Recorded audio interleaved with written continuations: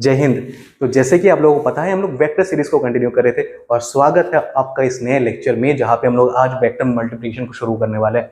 Vector addition हम लोगों ने खत्म कर लिया, वेक्टर सब्सट्रैक्शन को भी हम लोगों ने समझ लिया, लेकिन हम लोगों ने वेक्टर मल्टीप्लिकेशन के बारे में कोई बात नहीं करा। आज हम लोग सीखेंगे, ठीक है। और अगले लेक्चर में बताने वाला हूँ आपको वेक्टर डिवीजन कैसे करा जाता है। ना ना ना, मैं क्या इस दुनिया में कोई भी आपको नहीं बता सकता वेक्टर डिवीजन कैसे हुआ, मतलब कैसे पॉसिबल होता है, क्योंकि वेक्टर डिवीजन पॉसिबल ही नहीं है भैया। वेक्टर डिवीजन पॉसिबल ही नहीं है, ये इम्पॉसिबल बात है, ठीक है। और क्यों पॉसिबल नहीं वो हम अगले लेक्चर में डिस्कस करने वाले हैं। और वेक्टर मल्टीप्लिकेशन 2 लेक्चर में हम लोग खत्म करने वाले हैं। आज बेसिकली हम लोग वेक्टर मल्टीप्लिकेशन जब शुरू करने वाले हैं वहां पे हम लोग को पता होना चाहिए भैया कोऑर्डिनेट सिस्टम होता क्या है। कोऑर्डिनेट सिस्टम के बारे में हम लोग को अच्छे से आइडिया होना चाहिए। याद करो क्लास 9th या 10th में आप लोगों ने कोऑर्डिनेट ज्योमेट्री वगैरह थोड़ा बहुत पढ़ा होगा। कोऑर्डिनेट ज्योमेट्री वगैरह आप लोगों ने थोड़ा बहुत पढ़ा होगा। याद करो 1D object, 2D object, X axis, Y axis, याद है? कुछ याद आ रहा है? हाँ सर, थोड़ा थोड़ा तो याद आ रहा है, ठीक है। तो बेसिकली उसी को हम लोग थोड़ा डिस्कस करने वाले, क्योंकि वेक्टर मल्टीप्लिकेशन के बारे में जब भी हम लोग बात करेंगे हम लोग को कोऑर्डिनेट सिस्टम चाहिए होगा।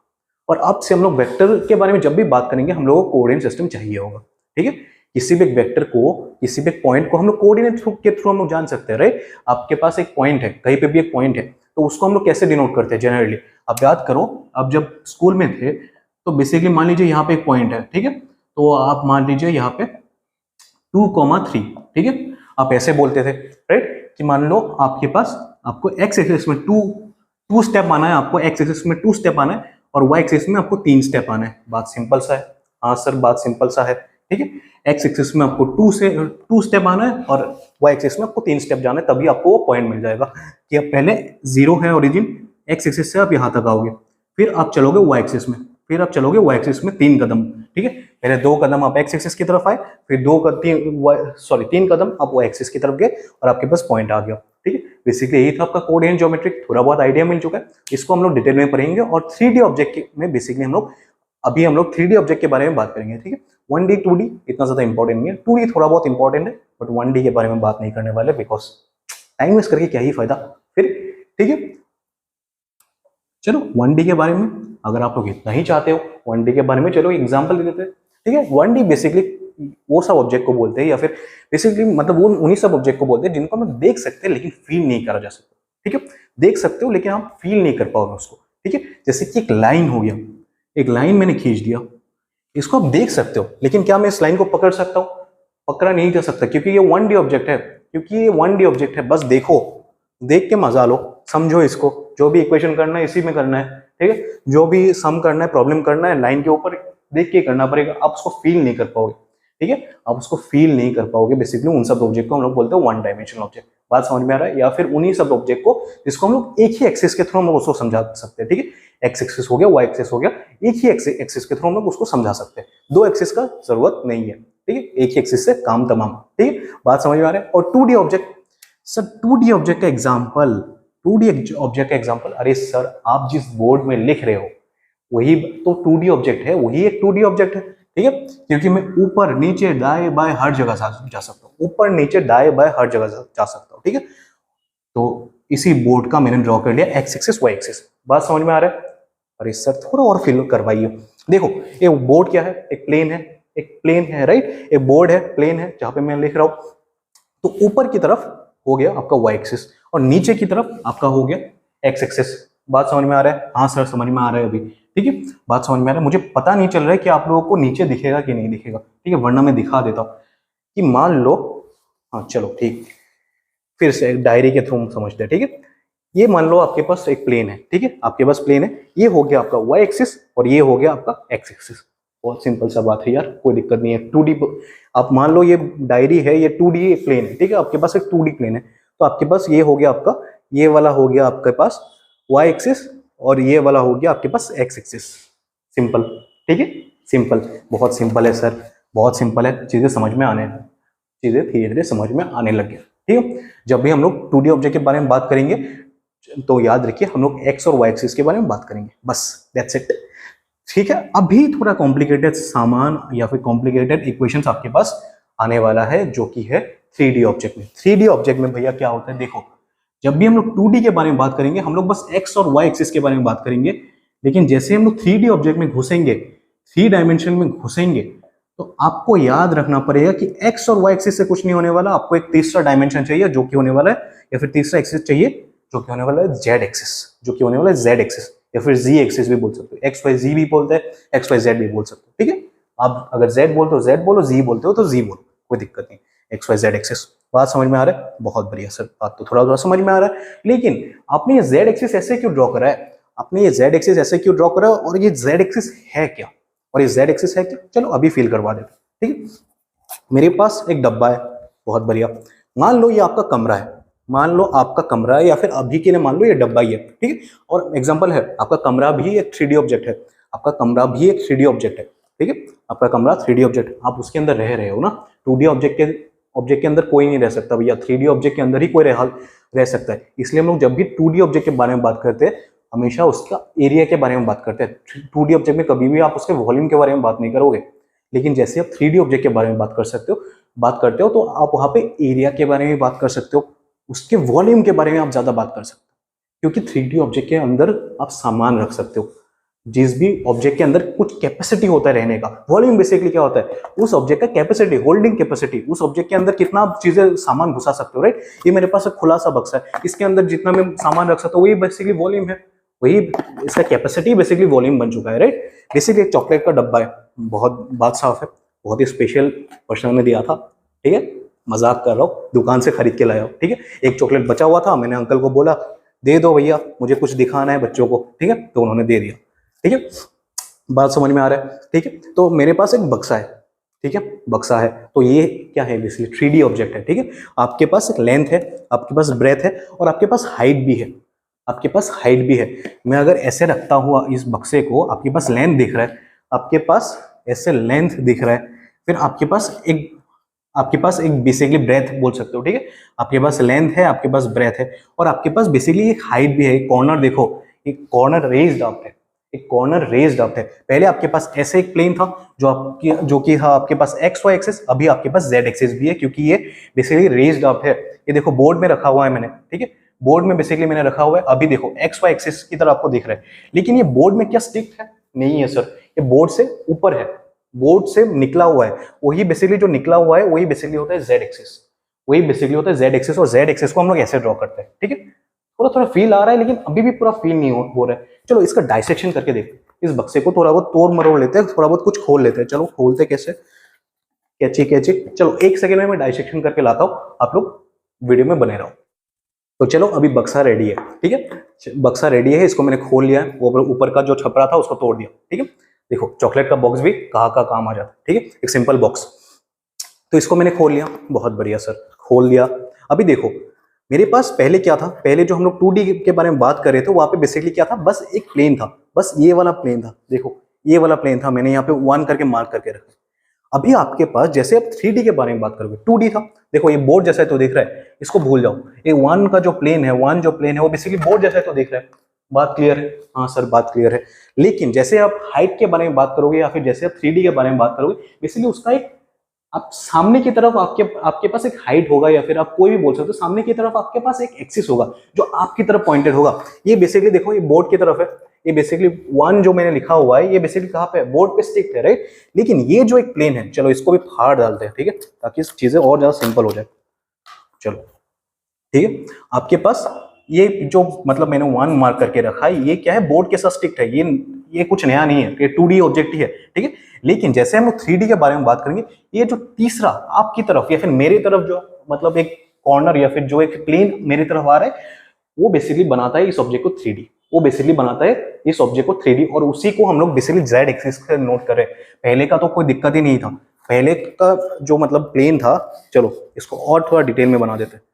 ये बेसिकली है आपका x, ठीक है, ये बेसिकली है आपका x, आपका x नहीं, x एक्सिस, ठीक है, आपका x नहीं भैया, आपने तो मतलब एकदम दुखती नस पे हाथ रख दिया, ठीक है। ज्यादा नॉस्टैल्जिया या फिर ज्यादा मतलब सेंटी होने की जरूरत नहीं है, आप चीजों को समझिए, ठीक है।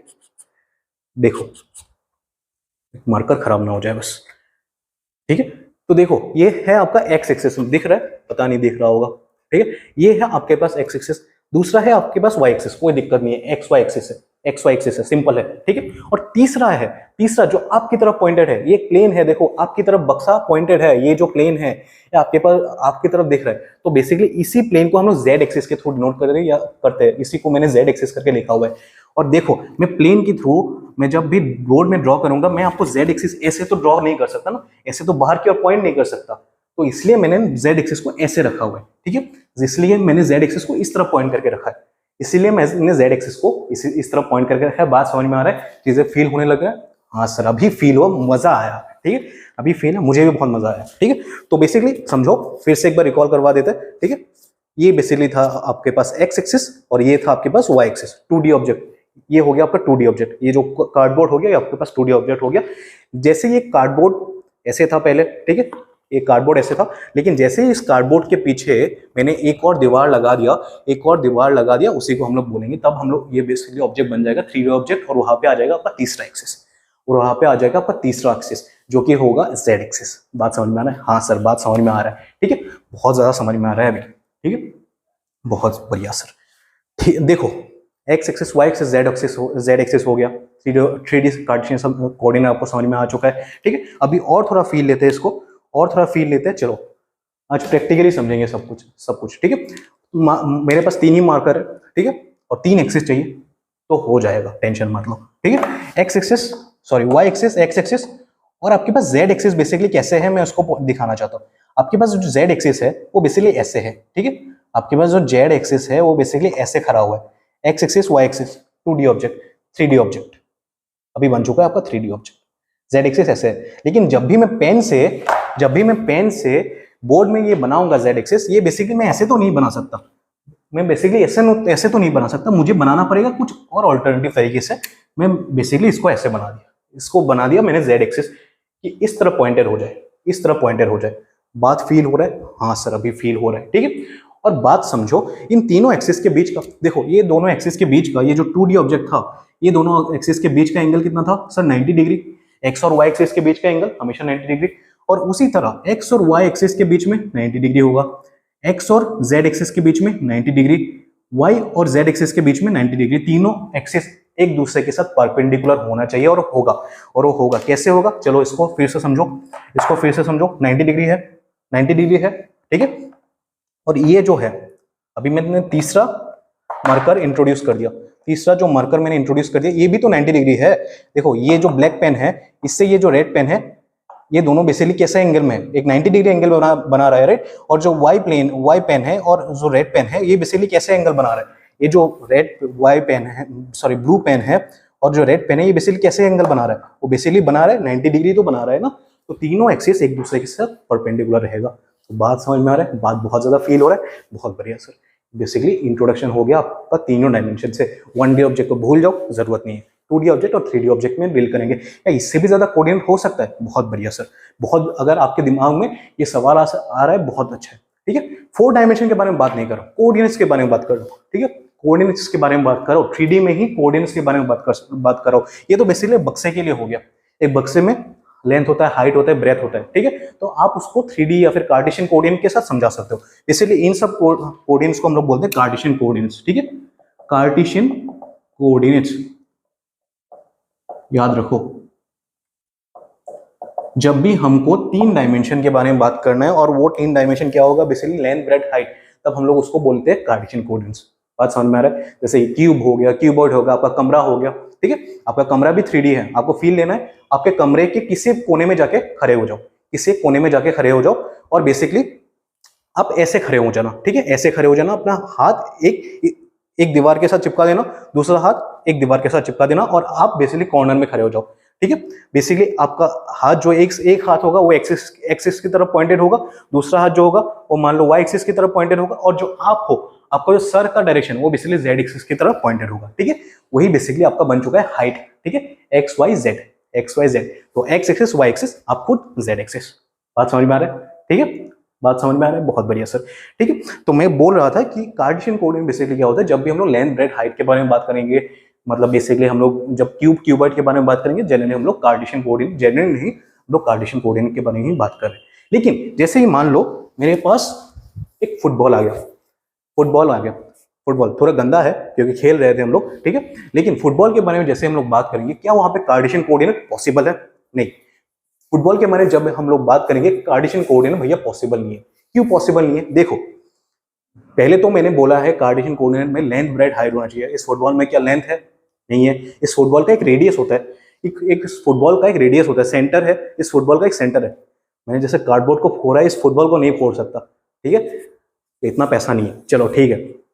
इस फुटबॉल का एक रेडियस होगा, हाँ, इस फुटबॉल का रेडियस हो सकता है, रेडियस हो सकता है नहीं, रेडियस होगा सेंटर से जो मतलब ये आउटर सरफेस तक जो डिस्टेंस होगा उसी को रेडियस बोलते हैं। बात समझ में आ रहा है? हाँ, ठीक है। तो इसमें और हम लोग एंगल्स को पकड़ते हैं, टेंशन मत लो, इतना ज्यादा कॉम्प्लिकेशन में नहीं घुसने वाले, आपका सिलेबस में नहीं। बेसिकली मैं बोल रहा था कि फुटबॉल के लिए या फिर कोई भी राउंड ऑब्जेक्ट के लिए हम लोग कभी कार्टेशियन कोऑर्डिनेट्स के बारे में बात नहीं करते, लेकिन जनरली हम लोग कार्टेशियन कोऑर्डिनेट्स के बिना हम लोग इसको यूज करते हैं और उसको हम लोग बोलते हैं spherical coordinates, spherical polar coordinates, ठीक है। और कोई भी सिलिंड्रिकल ऑब्जेक्ट के लिए हम लोग वहां पे यूज करते हैं सिलिंड्रिकल पोलर कोऑर्डिनेट्स।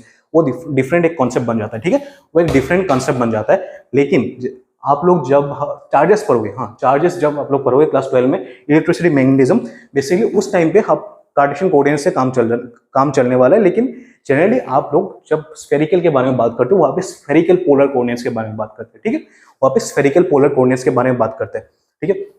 इसके ऊपर ज्यादा हम लोग डिटेल में नहीं घुसने वाले, बस याद रखो कि स्फेरिकल के बारे में जब भी हम लोग बात कर रहे हैं या फिर फुटबॉल के बारे में जब भी हम लोग बात करें, वहां पे लेंथ ब्रेड हाइट का कोई चक्कर नहीं है। वहां पे एक चीज होता है रेडियस, दूसरा चीज होगा आपके पास एंगल, ठीक है, बेसिकली दो एंगल होता है। उसको हम लोग कभी और जब हम लोग एडवांस फिजिक्स पढ़ेंगे, ठीक है, जब हम लोग बीएससी वगैरह के लिए फिजिक्स वगैरह पढ़ेंगे, तब हम लोग उसको एक और लेक्चर में कवर अप कर लेंगे। लेकिन अभी के लिए आप बोलो ये तीन आपके पास कोऑर्डिनेट्स आपका क्लियर है कि नहीं?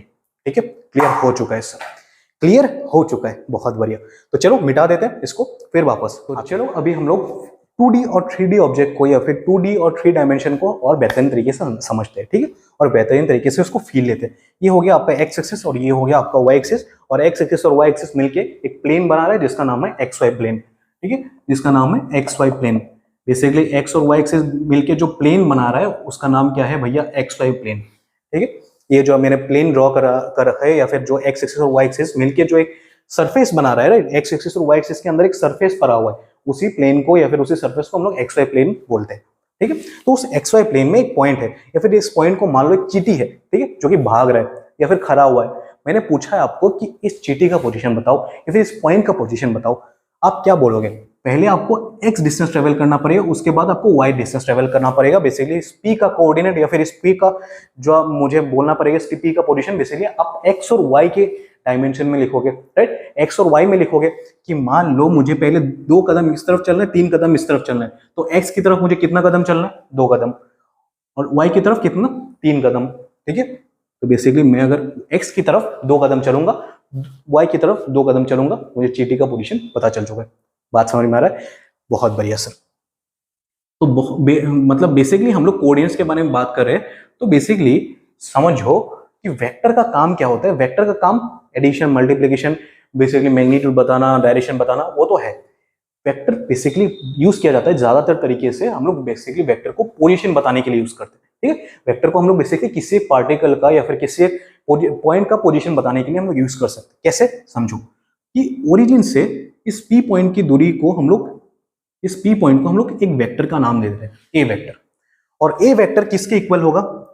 A वेक्टर बेसिकली क्या है? ओरिजिन से P पॉइंट तक। मैंने आपको वही तो पूछा था कि P पॉइंट का कोऑर्डिनेट बताओ या फिर P पॉइंट का पोजीशन बताओ आप मुझे, कि मैंने ये P पॉइंट ड्रॉ करके रखा है, आप मुझे पोजीशन बताओ। आपने बोला एक्स वाई, ठीक है, आपने बोला एक्स वाई। चलो इसको थोड़ा मिटा देते हैं अभी के लिए, इसको थोड़ा मिटा देते हैं और बात को और बेहतरीन तरीके से समझते हैं, ठीक है। आपने बोला कि, चलो मैं इसको लिख देता हूं, उसके बाद में समझाता हूं। आपने बोला कि मुझे ए वेक्टर की तरफ जाना है, तो मुझे इसको ए वेक्टर को कैसे एक्सप्लेन करना है? मुझे ए वेक्टर को एक्सप्लेन करना है in terms of X, in terms of Y. In terms of X क्यों? पहले मुझे एक्स की तरफ जाना है, पहले एक्स की तरफ जाना है, फिर मुझे वाई की तरफ जाना है, फिर मुझे वाई की तरफ जाना है। तो चलो पहले जाओ आप एक्स की तरफ। एक्स बेसिकली क्या है? ये मैंने क्या बनाया? Basically vector. वेक्टर क्या है? मतलब मैग्नीट्यूड प्लस डायरेक्शन। मैग्नीट्यूड क्या है? होगा इस केस में आपका मैग्नीट्यूड क्या होगा? लेंथ। आपको पहले भागना है इस तरफ कि भागो एक्स एक्सिस की तरफ, फिर आपका डायरेक्शन किस तरफ? एक्स एक्सिस की तरफ भागना, मतलब कि मतलब लेंथ बेसिकली आपको कितना डिस्टेंस भागना है। डिस्टेंस बेसिकली आपका बन चुका है मैग्नीट्यूड, और बेसिकली आपका जो मतलब डायरेक्शन है एक्स की तरफ, वो बेसिकली आपका बन चुका है मतलब वो बेसिकली बन चुका है आपका डायरेक्शन। तो बन चुका है अल्टीमेटली आपके पास एक वेक्टर क्वांटिटी, और वो वेक्टर क्वांटिटी बेसिकली किस क्या है भैया, एक्स, ए एक्स।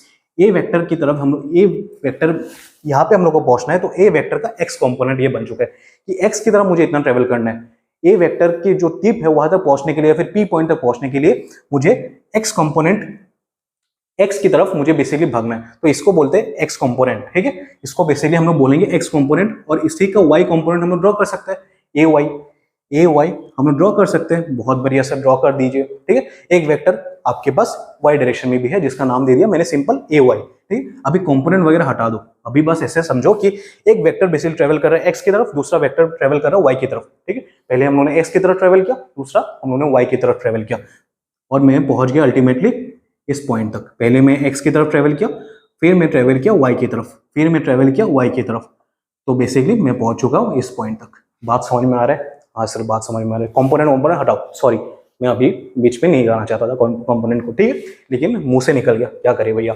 ठीक है, तो बेसिकली समझो ए वेक्टर की टिप तक मुझे पी पॉइंट तक पहुंचना है बेसिकली, तो मुझे क्या करना है भैया, एक्स की तरफ जाना है, एक्स की तरफ जाना है, और एक्स की तरफ मुझे एक वेक्टर क्वांटिटी लेके जाना है। तो मैंने एक वेक्टर ड्रॉ कर दिया, बहुत बढ़िया सर। और दूसरा चीज मुझे क्या करना है, वाई की तरफ जाना है, तभी मैं इस पॉइंट तक पहुंचूंगा, तभी मैं इस पी पॉइंट तक पहुंचूंगा। तो मैंने बेसिकली क्या बोला, ए वेक्टर तक पहुंचने के लिए मुझे दो वेक्टर क्वांटिटी चाहिए, एक जो कि जाएगा एक्स की तरफ और दूसरा जो कि जाएगा वाई की तरफ। बात समझ में आ रहा है? हाँ सर। बात समझ में आ रहा है? हाँ सर, बहुत बढ़िया।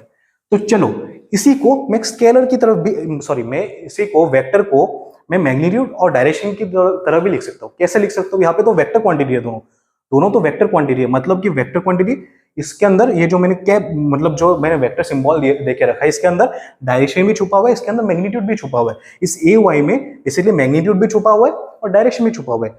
ठीक है, ओके, मैं इसको अभी मैग्नीट्यूड और डायरेक्शन को अलग अलग करता हूं, कैसे समझो। मैं इसको चलो ए एक्स मैंने वेक्टर लिखा हुआ, उसी का मैंने मैग्नीट्यूड लिख लिया। मैग्नीट्यूड को हम लोग कैसे लिखते हैं, वेक्टर को हटा दो, मैग्नीट्यूड बन चुका है। ठीक है, वेक्टर सिंबल को हटा दो, मैग्नीट्यूड समझा रहे हैं। ठीक है, इसलिए कभी भी एग्जाम में अगर आपको वेक्टर लिखना है तो ऊपर ये वेक्टर सिंबल देना मत भूलो। ठीक है, वरना मीनिंग चेंज हो जाएगा। ठीक है, वो बेसिकली स्केलर क्वांटिटी बन जाएगा, क्योंकि वो आप कभी डायरेक्शन के बारे में कुछ नहीं बात कर रहे हो, आप बस बात कर रहे हो मैग्नीट्यूड के बारे में। ठीक है, तो बेसिकली ए एक्स बन चुका है इसी वेक्टर का एक मैग्नीट्यूड। अभी सर डायरेक्शन बताइए।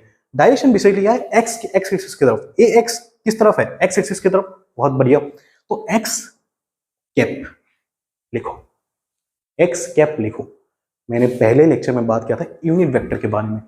यूनिट वेक्टर आपको क्या बोलता है भैया, यूनिट वेक्टर आपको बोलता है किसी एक डायरेक्शन, मतलब यूनिट वेक्टर आपको क्या बोलता है, डायरेक्शन। ठीक है, एक्स की तरफ जब हम लोग बात करेंगे, एक्स की तरफ जब हम लोग जाएंगे तो बेसिकली हम लोग बात करते हैं एक्स कैप, और वाई की तरफ जब हम लोग जाएंगे तो बेसिकली हम लोग बात करेंगे वाई कैप। एक्स कैप और वाई कैप। ठीक है, एक्स कैप और वाई कैप, बात को समझो अच्छे से कि जब भी हम लोग एक्स की तरफ ट्रेवल करेंगे, एक्स की तरफ आपने एक कदम बढ़ाया, आपने एक कदम बढ़ाया। ठीक है, एक्स 1, ये बेसिकली 1 है, ये 1 है। ठीक है, और बेसिकली ये 1 है और 1 है, ये एक्स एक्सिस है, ये वाई एक्सिस है। आपको बेसिकली मुझे इस पॉइंट का डायरेक्शन, इस पॉइंट का कोऑर्डिनेट बताओ, इस पॉइंट का कोऑर्डिनेट बताओ, तो आप क्या बोलोगे, एक्स की तरफ 1 गया, फिर आप बेसिकली बोलोगे 1 1। ठीक है, 1 1, लेकिन मैंने बोला है आपको वेक्टर के थ्रू समझाना, तो आप दो वेक्टर ड्रॉ करोगे। हाँ सर, दो वेक्टर ड्रॉ करेंगे, एक जो कि होगा एक्स एक्सिस ए एक्स और दूसरा होगा बेसिकली ए वाई। आप ए एक्स की तरफ कितना कदम चले हो, 1, एक कदम चले हो, वो बेसिकली बन चुका है आपका मैग्नीट्यूड, वो बेसिकली बन चुका है आपका मैग्नीट्यूड, 1 लिख दिया। और आपने डायरेक्शन किस तरफ लिया, एक्स की तरफ, तो एक्स कैप जोड़ दो। आपने वाई की तरफ कितने कदम बढ़ाया, एक, और किस डायरेक्शन में, वाई कैप। ठीक, वाई डायरेक्शन में आपने भागा है तो वाई कैप लिखोगे। तो बेसिकली अब 1 है तो इसको हटा सकते हो, कोई दिक्कत नहीं है, 1 रहे ना रहे क्या ही फर्क पड़ता है। तो बेसिकली बना क्या ये यूनिट वेक्टर ही तो रह गया। एक्स कैप क्या कहलाता था, यूनिट वेक्टर। वाई कैप क्या कहलाता था, एक यूनिट वेक्टर। किसी भी वेक्टर क्वांटिटी के ऊपर अगर आपने कैप लगा दिया, किसी भी चीज के ऊपर अगर आपने अगर कैप लगा दिया, वो बेसिकली क्या बन चुका है, एक यूनिट वेक्टर बन चुका है।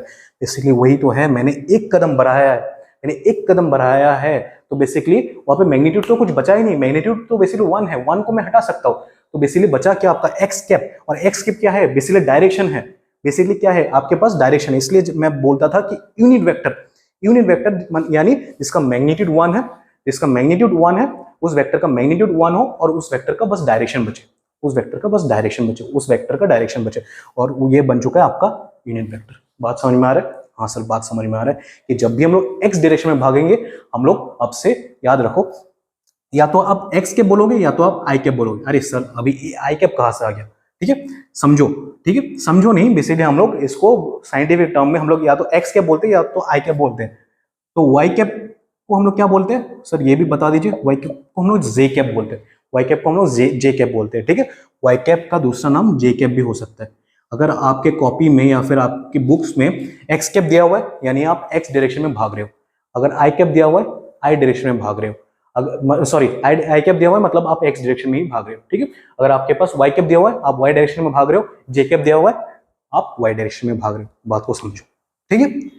ए एक्स एक्स कैप, यानी आपने ए एक्स डिस्टेंस ट्रेवल किया, ए एक्स डिस्टेंस ट्रेवल किया, और आपने किस डायरेक्शन में ट्रेवल करा?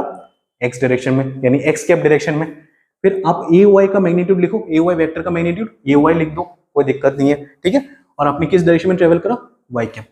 बात समझ में आ रहा है? तो बेसिकली 2D ऑब्जेक्ट को या फिर 2D वेक्टर को हम लोग ऐसे लिखते हैं, 2D वेक्टर को हम लोग ऐसे लिखते हैं। बात समझ में आ रहा है? हाँ सर, बात समझ में आ रहा है। तो चलो एक प्रॉब्लम करते हैं, ताकि आप, प्रॉब्लम नहीं, बेसिकली मैं आपको एक एग्जांपल देता हूं ताकि आप लोगों को चीजें और बेटर समझ में आ जाए। ठीक है, तो मान लो मैंने आपके पास एक्स और वाई एक्सिस देके रखा है। ठीक है, बहुत बढ़िया। और मैंने आपको बोला है ये पॉइंट P है, और बेसिकली ये 1 है, ये 2 है। 1 2 जैसा तो दिख नहीं रहा है, चलो ये 2 है, ये 3 है। चलो, तो आप मुझे बताओ इसको, ये जो है बेसिकली ये जो पॉइंट है, इसका पोजीशन वेक्टर आप मुझे बताओ, इसका पोजीशन वेक्टर आप मुझे बताओगे। ठीक है, आप मुझे बताओगे बेसिकली ये पोजीशन वेक्टर, या फिर इस पॉइंट को हम लोग वेक्टर फॉर्म में, इस फॉर्म में कैसे डिनोट करेंगे, इस फॉर्म में हम लोग कैसे डिनोट करेंगे, बता पाओगे? ट्राई करो, एक बार ट्राई करो। सेम इसी फॉर्मूला के हिसाब से हम लोग बनाएंगे, इसी फॉर्मूला नहीं, इसी तरीके से हम लोग बनाएंगे। ठीक है, बहुत सिंपल है। इसी का वेक्टर हम लोग नाम देते हैं ए वेक्टर। बहुत बढ़िया सर, नाम दे दीजिए। ठीक है, नाम दे दीजिए। 2 बेसिकली क्या है? डिस्टेंस है। बेसिकली मुझे 2 कदम इस तरफ चलना है, 3 कदम इस तरफ चलना है। बेसिकली 2 क्या है? डिस्टेंस है। डिस्टेंस या फिर डिस्प्लेसमेंट, कुछ भी कर दो, क्या दिक्कत है? या फिर 2 क्या है? लेंथ है। लेंथ क्या होता है भैया? मैग्नीट्यूड होता है। तो 2 लिखो, कोई दिक्कत नहीं है। 2 कदम किस तरफ? एक्स डायरेक्शन के ऊपर, एक्स एक्सिस की तरफ। तो एक्स एक्सिस की तरफ अगर हम लोग डिस्टेंस ट्रेवल कर रहे हैं, तो उसको हम लोग क्या डायरेक्शन का नाम देंगे? एक्स कैप या तो आई कैप। चलो, यहाँ पे मैंने एक्स कैप लिख के रखा है, यहाँ पे भी मैं एक्स कैप ही लिख रहा हूँ। ठीक है, और 3 कदम मैं किस डायरेक्शन में चला? वाई डायरेक्शन में। 3 कदम में किस डायरेक्शन में चला? वाई डायरेक्शन में। तो उसको मैं नाम दे देता हूँ 3 वाई कैप। बात समझ में आ रहा है? इसी सेम वेक्टर को आप ऐसे भी लिख सकते हो, 2 I cap plus of 3 J cap. 2 I cap plus of 3 J cap. चीजें फील हो रहा है? हाँ सर, ज्यादा कुछ फील यहाँ पे नहीं करना है, ज्यादा कुछ आपको फील नहीं करना है यहाँ पे, बस आपको पता होना चाहिए जब आप लोग एक्स डायरेक्शन में ट्रेवल करोगे, आपको एक्स बेसिकली उस साइड में जो एक्स एक्सिस की तरफ अगर ट्रेवल कर रहे हो, एक्स एक्सिस की तरफ हम लोग अगर यूनिट वेक्टर लिखते हैं या फिर कोई डायरेक्शन को समझाते हैं, तब हम लोग एक्स कैप का इस्तेमाल करते हैं। जब हम लोग वाई डायरेक्शन की तरफ भागते हैं, तब हम लोग जो यूनिट वेक्टर या फिर जिस डायरेक्शन को, वाई डायरेक्शन को हम लोग अगर कुछ, देखो वेक्टर क्वांटिटी में हमको डायरेक्शन और मैग्नीट्यूड दोनों चाहिए। बात सिंपल है। तो मैग्नीट्यूड बेसिकली आपका भागना बताएगा, फिर लेंथ आपने कितना डिस्टेंस ट्रेवल करा वो बेसिकली मैग्नीट्यूड बताएगा। आपने डायरेक्शन किस तरफ ट्रेवल करा? वाई एक्सिस की तरफ। तो आप वाई एक्सिस थोड़ी ना लिखोगे, आप लिखोगे वाई कैप। ठीक है, जो समझना है, जो समझदार है वो समझ जाएगा, आपका टीचर समझ जाएगा, और आपको भी आज से ऐसे ही समझना है। ठीक है, आप वाई एक्सिस को वाई कैप से डिनोट करोगे, एक्स एक्सिस को एक्सिस में जो डायरेक्शन आप भागोगे वो आप एक्स डायरेक्शन में, मतलब एक्स कैप के थ्रू डिनोट करोगे, या तो आई कैप के थ्रू डिनोट करोगे, या तो जे कैप के थ्रू डिनोट करोगे। किसको? वाई एक्सिस को। बात समझ में आ रहा है? बहुत बढ़िया सर। उल्टा पुल्टा मत कर देना। आई कैप को हमेशा एक्स एक्सिस में ही पकड़ना है, जे कैप को हमेशा वाई एक्सिस में ही पकड़ना है। आप ऐसा नहीं कि आप खुद से बना रहे हो। ठीक है, ए वेक्टर की जगह पे आप बी वेक्टर लिख सकते हो, गलती नहीं होगा, लेकिन आप अगर डायरेक्शन का जो यूनिट वेक्टर का डायरेक्शन है आप उसको चेंज नहीं कर सकते हो। आई कैप हमेशा एक्स एक्सिस की तरफ ही होगा। ठीक है, एक्स एक्सिस को हमेशा आप आई कैप के थ्रू ही नोट करोगे, या तो आई कैप लिखो या तो एक्स कैप लिखो। अगर आपको वाई कैप समझाना है, हमेशा जे कैप के थ्रू ही समझाओगे, इसको इंटरचेंज नहीं करना है कि मैं भूल चुका हूं मैं इसको आई की जगह पे जे लिखता हूँ, जे की जगह पे के लिखता हूँ, ऐसा नहीं करना है, ठीक है, गलती हो जाएगा वहां पे, ठीक है। बात समझ में आ रहा है, 2D ऑब्जेक्ट समझ में आ चुका है, 3D को फील करते हैं, 3D को फील। अभी हम लोग समझते हैं कि 3D ऑब्जेक्ट में हम लोग किसी एक पॉइंट को कैसे लोकेट करेंगे यूजिंग वेक्टर्स, ठीक है। तो मान लो ये बन चुका है आपका 3D ऑब्जेक्ट या फिर 3D axis, X axis, Y axis, Z axis. तो मान लो आपको एक पॉइंट लोकेट करना है, एक्स एक्सिस की तरफ आपने 2 कदम चला, वाई एक्सिस की तरफ आपने 3 कदम चला, जेड एक्सिस की तरफ आपने 2 कदम चला, ठीक है। तो आप कहाँ पे पहुंचोगे? तो आप मान लो यहाँ पे एक डिस्टेंस दे देते हैं हम लोग p, जो कि बेसिकली है एक्स वाई जेड, कि आपने x की तरफ 2 कदम चला, y की तरफ आपने 3 कदम चला, फिर 2 कदम आपने z की तरफ चला। बात समझ में आ रहा है? हाँ सर बात समझ में आ रहा है, चीजों को फील करो। चलो ठीक है, मैंने वो बक्सा फिर से उठा लिया, ये था x एक्सिस, ये था y एक्सिस और ये है आपका z एक्सिस, बेसिकली ऐसा है, ठीक है। तो पहले आपने 2 कदम x एक्सिस की तरफ चला, फिर आपने 2 कदम 3 कदम आपने y एक्सिस की तरफ चला, ठीक है। और अभी आपका मन हुआ मुझे z एक्सिस की तरफ भी चलना है, तो आपने बेसिकली 2 कदम z एक्सिस की तरफ भी चला। तो बेसिकली आपका पॉइंट इस डायरेक्शन यहाँ पे कहीं पे होगा, ठीक है। आपका पॉइंट बेसिकली यहाँ पे कहीं पे होगा, यहाँ पे कहीं पे होगा, आप कहीं यहाँ पे लटक रहे होगे, ठीक है। कि आपने पहले x एक्सिस की तरफ आपने कदम बढ़ाया, ये है आपका ओरिजिन, ये बेसिकली है आपका ओरिजिन। तो यहाँ से आपने कदम बढ़ाया 2 कदम, बहुत बढ़िया। आपने 3 कदम y एक्सिस की तरफ बढ़ाया, बहुत बढ़िया, जैसे कि हम लोग 2D ऑब्जेक्ट में कर रहे थे। अभी आपको 2 कदम z एक्सिस की तरफ बढ़ाना है, 2 कदम z एक्सिस की तरफ बढ़ा दो, 1 2, ठीक है, बढ़ा दिया। आप कहीं पे हवा में लटक रहे हो, ठीक है बेसिकली। तो बेसिकली यहाँ पे मैं तो हवा में लटका नहीं सकता, तो बेसिकली यहाँ पे ये समझो कि ये बेसिकली इस एक्स वाई प्लेन में नहीं है, ये एक्स वाई जेड पूरे के पूरे प्लेन में, ठीक है। एक्स वाई जेड प्लेन में ये बेसिकली पी पॉइंट है। बात समझ में आ रहा है? हाँ सर बात समझ में आ रहा है, अभी चीजें फील होने लग गया, ठीक। सिंपल 3D ऑब्जेक्ट को आप, दिक्कत क्या होता है 3D ऑब्जेक्ट को आप बोर्ड में नहीं समझा सकते। 3D ऑब्जेक्ट को या तो आप ऐसे कार्डबोर्ड बना लो तभी समझोगे, या तो आप आपका इमेजिनेशन स्किल जितना अच्छा होगा आप चीजों को उतना बेटर समझोगे। कि आप एक कमरे में इमेजिन करो, आप एक कमरे में बैठे हुए हो, ठीक है। आप एक कमरे में बैठे हुए हो, आप कमरे के कॉर्नर में बैठे हो, इमेजिन करो, आंख बंद करो और इमेजिन करो, ठीक। हेडफोन लगा लो, बात सुनो, इमेजिन करो, ठीक है। कि आप कमरे के कोने में बैठे हुए हो और आपके कमरे में अचानक से सूरज आकर चमका है, ठीक है।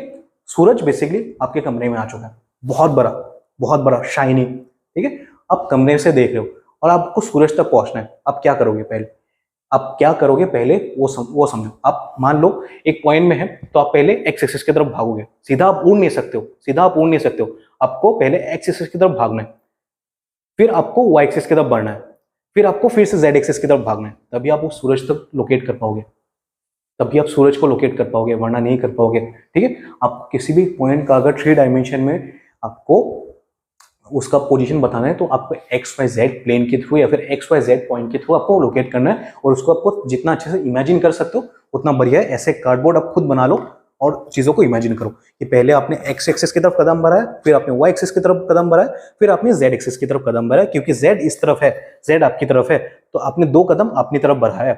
ये पॉइंट जो है, ये फिर चीटी है, ये आपकी तरफ कदम बढ़ा रहा है बेसिकली, ठीक है। बात समझ में आ रहा है? हाँ सर बात समझ में आ रहा है, बहुत बढ़िया। चलो इसी पॉइंट को मैं लोकेट कर देता हूँ एक वेक्टर से, ए वेक्टर नाम दे देते। चलो अभी मुझे बताओ पोजीशन वेक्टर क्या होगा इसका। Position vector basically, position vector जो है, ए वेक्टर एक पोजीशन वेक्टर है, बेसिकली इसको आप कैसे लिखोगे? ए वेक्टर को आप कैसे लिखोगे? लिखो ए एक्स कैप, सॉरी ए एक्स कैप नहीं, ए एक्स वेक्टर, ए वाई वेक्टर, ए जेड वेक्टर।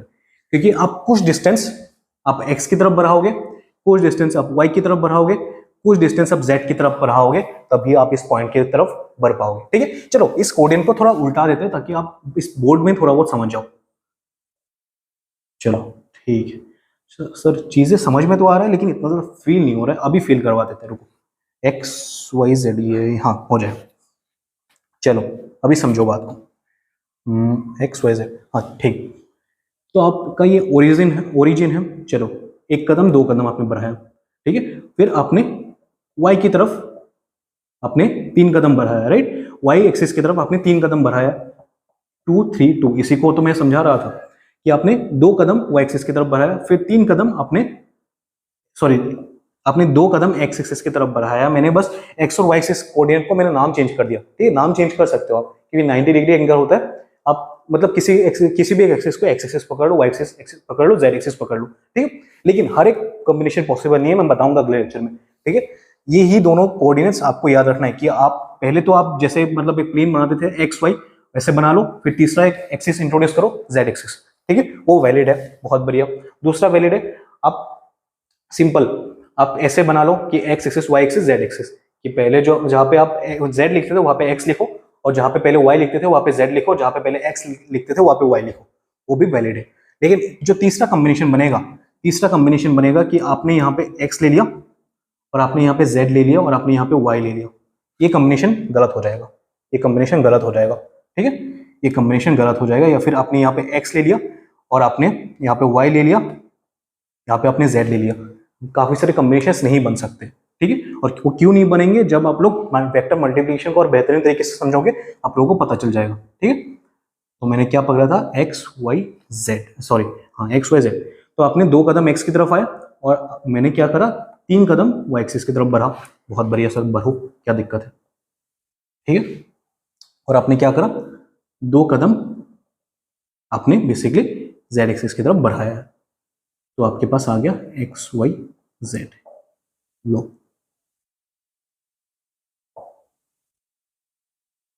आपके पास बन चुका है ये प्लेन, आपके पास बन चुका है ये पॉइंट, आपके पास पॉइंट आ चुका है एक्स वाई जेड। बात समझ में आ रहा है? हाँ सर बात तो समझ में आ रहा है, चीजें फील हो रहा है, ठीक है। तो आपके पास अगर पोजीशन बताना है या फिर पोजीशन वेक्टर बताना है इस पॉइंट का, आप सिंपली बता सकते हो। आपको पहले ए एक्स वेक्टर की तरफ भागना है, ए एक्स वेक्टर, इसको मान लो ए एक्स वेक्टर, फिर आपको भागना है वाई डायरेक्शन की तरफ वाई वेक्टर, फिर आपको भागना है जेड डायरेक्शन की तरफ ए जेड वेक्टर। बात समझ में आ रहा है? हाँ सर बात समझ में आ रहा है, ठीक है। इसलिए मैंने पोजीशन वेक्टर बेसिकली क्या होता है, एक पॉइंट का पोजीशन बता सकता है। पोजीशन वेक्टर बेसिकली क्या करता है, एक पॉइंट का पोजीशन बता सकता है, और इस पॉइंट का पोजीशन बेसिकली ए वेक्टर से हम लोग डिनोट करेंगे। और उस ए वेक्टर तक पहुंचने के लिए मुझे क्या क्या वेक्टर चाहिए, ए एक्स वेक्टर चाहिए, ए वाई वेक्टर चाहिए, ए जेड वेक्टर चाहिए, ठीक है, ए जेड वेक्टर चाहिए। और इसी को मैं ए एक्स एक्स कैप लिख सकता हूँ, ए वाई वाई कैप लिख सकता हूँ, और ए जेड जेड कैप लिख सकता हूँ इसी वेक्टर को।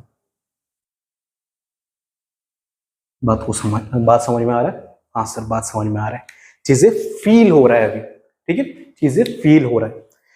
ए वेक्टर को मैं ए एक्स एक्स कैप लिख सकता हूँ, क्योंकि ए एक्स क्या बन चुका है, इसका मैग्नीट्यूड बन चुका है एक्स कैप, यानी मुझे एक्स डायरेक्शन की तरफ भागना है। ए वाई मतलब एक मैग्नीट्यूड है, वाई कैप वाई डायरेक्शन की तरफ भागना है। और बेसिकली ए जेड जेड कैप बेसिकली क्या है, जैसे कि हम लोग एक्स और वाई कैप सीखे, वैसे ही जेड एक्सिस के लिए जेड कैप बन चुका है, ठीक।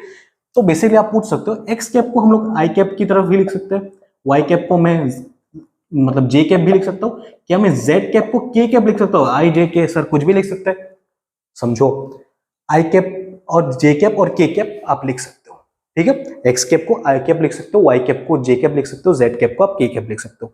इससे ज्यादा आपको कोडियन जरूरत नहीं है, और इससे ज्यादा आपको अल्फाबेट्स नहीं पता है चल जाएगा, फिजिक्स आपका निकल जाएगा। आई जे के सीख लो, ए बी सी डी सीख लो, किसी एक डायमेंशन किसी एक बॉक्स का नाम दे सकोगे, एक्स वाई जेड सीख लो, बात खत्म, ठीक है, फिजिक्स खत्म हो जाएगा आपका, पूरा का पूरा 11-12 का फिजिक्स निकल जाएगा, ठीक है। बात समझ में आ रहा है? तो इसी पोजीशन कोऑर्डिनेट को मैं ऐसे भी लिख सकता हूँ, ठीक है, ए एक्स आई कैप, ए वाई जे कैप, और ए जेड के कैप, ठीक है, हो गया आपका।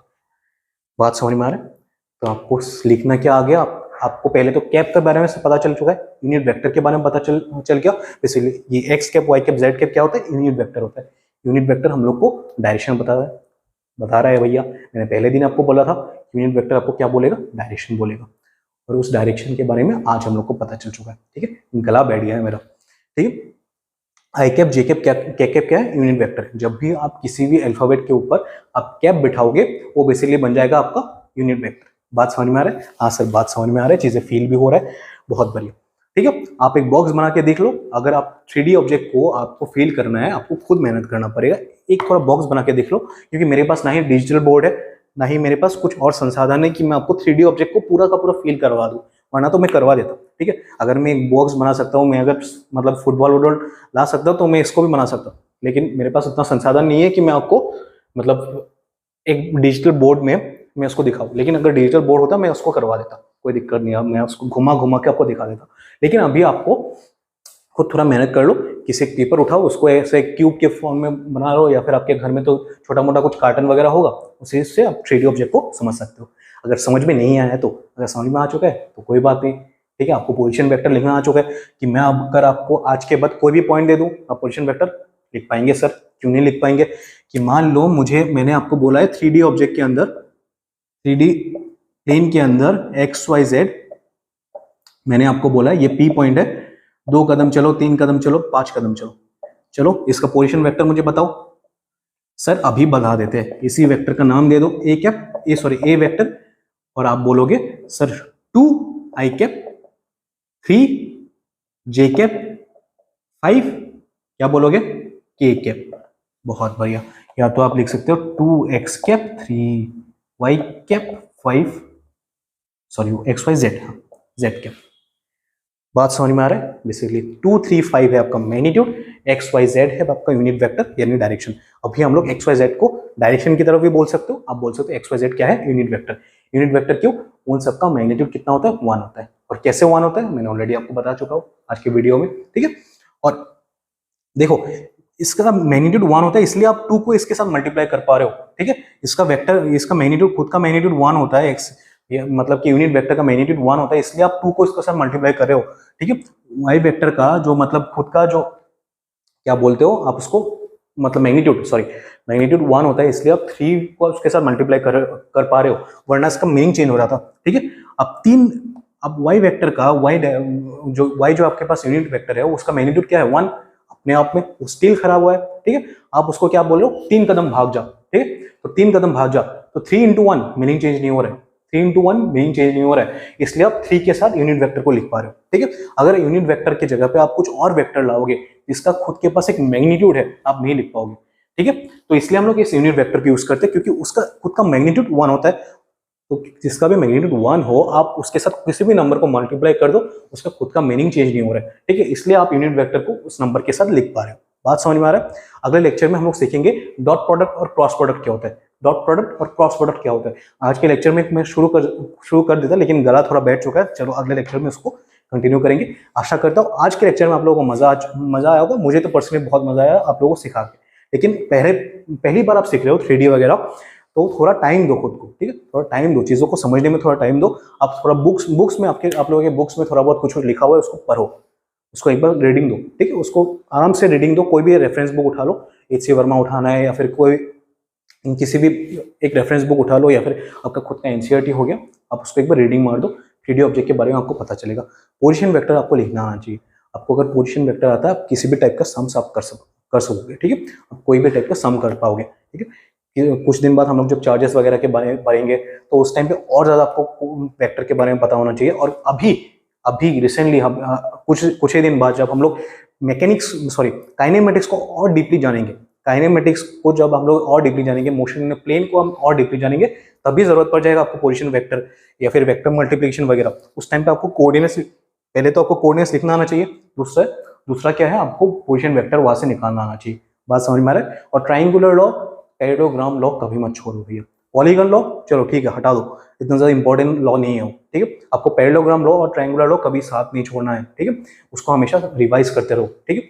उसको हमेशा रिवाइज करते रहो, और सुबह उठते ही एक बार आप रिजल्टेंट वेक्टर का मैग्नीट्यूड और जो आपका एंगल का जो वैल्यू था उसको एक बार सुबह एक बार रिवीजन मारो, ठीक है। सुबह उठते ही एकदम सुबह उठे बिस्तर से और आपने बोला रिजल्टेंट वेक्टर का मैग्नीट्यूड क्या होता है? √a² plus of b² plus of 2ab cos of theta. और अब हम लोग ने क्या निकाला था? अल्फा का value tan inverse b sin theta divide by a plus of b cos theta. हमने ट्रायंगुलर लॉ और पैरेललोग्राम लॉ यूज करके हमने वो निकाला था, उसी को हमेशा याद रखना है, ठीक है। बात समझ में आ चुके? हाँ सर, बात समझ में आ चुके। चलो ज्यादा नहीं बोलूंगा, अगले लेक्चर में कंटिन्यू करना है, ठीक है। तो आज का लेक्चर उम्मीद है मजा आया होगा। आप लोग पढ़ते रहिए, खुश रहिए, हेल्दी रहिए। मिलते हैं अगले लेक्चर में, तब तक के लिए जय हिंद, जय भारत, टाटा।